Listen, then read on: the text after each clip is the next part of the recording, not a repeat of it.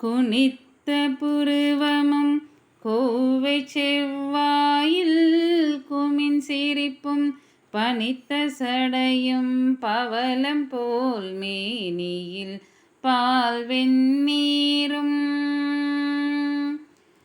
இனித்த முடையை எடுத்த பொன் பாதமும்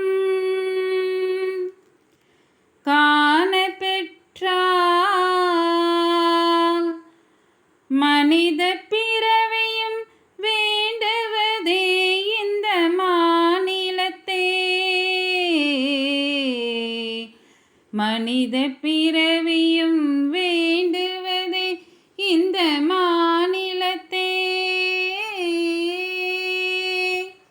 பொதுவாக மகான்கள் பிறவி வேண்டாம் என்றுதான் பாடுவார்கள்.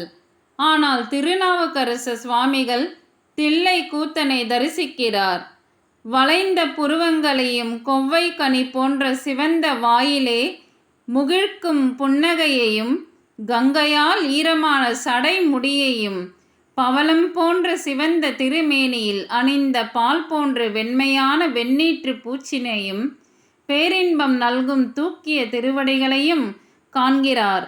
அவர் மேனி சிலிர்க்கிறது. அடடா, இந்த அற்புத வாய்ப்பினை பெறுவதாக இருந்தால் இவ்வுலகில் மனிதராய் பிறப்பெடுத்தாலும் விரும்பத்தக்க செயலாகும்.